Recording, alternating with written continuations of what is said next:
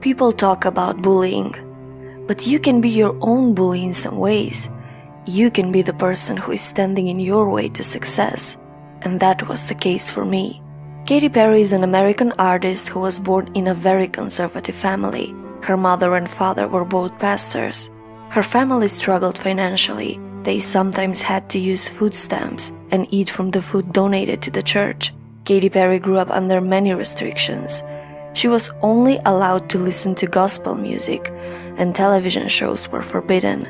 But Katy Perry wanted to explore music, and she discovered popular music through CDs that she sneaked from her friends, even though that was not allowed by her parents.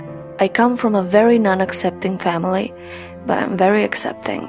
She began taking singing lessons at the age of 9, and from the age of 9 to 17, she was singing in her parents' church and performing religious songs in front of her parents. In 2001, she released her first album, a gospel record, but the album was commercially unsuccessful. Only few copies were sold. Katy Perry's beginnings were hard because she had to face many obstacles and failures before she became who she is today. Before publishing her album, One of the Boys, which was a huge success, many of her songs got shelved. In 2010, Katy Perry released the album Teenage Dreams, which became one of the best-selling albums of all time. Today, she has millions of fans, won many awards, has created 3 Guinness World Records, and is associated with many charitable organizations. Forbes ranked her as the highest-paid woman in music for 2018. In 2019, her net worth is $330 million. But mental health problems really don't care about fame, fortune, and success.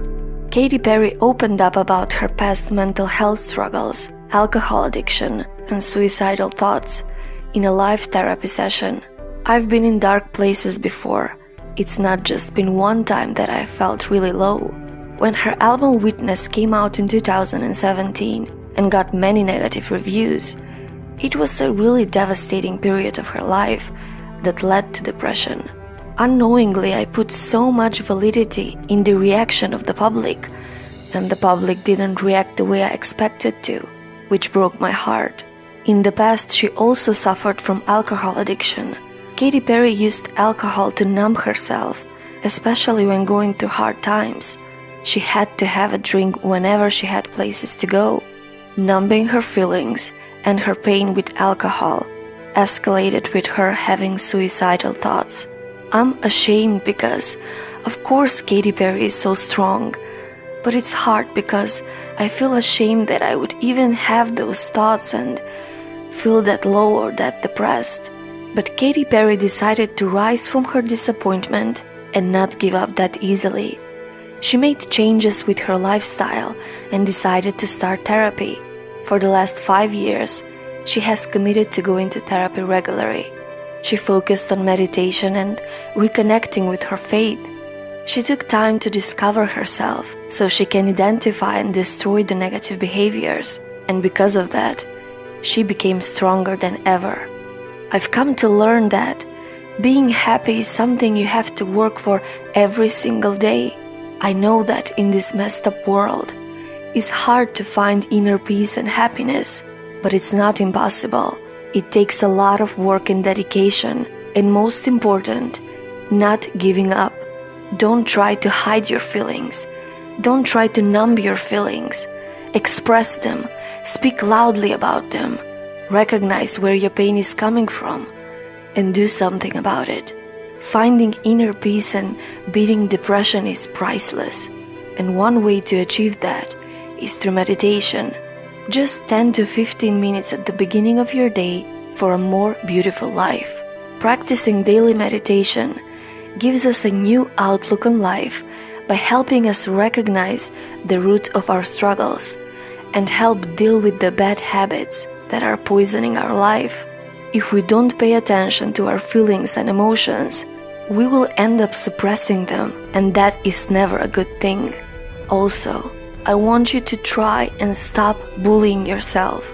We know that bullies are intimidating, destructive, But the one bully that is the most toxic of all is you.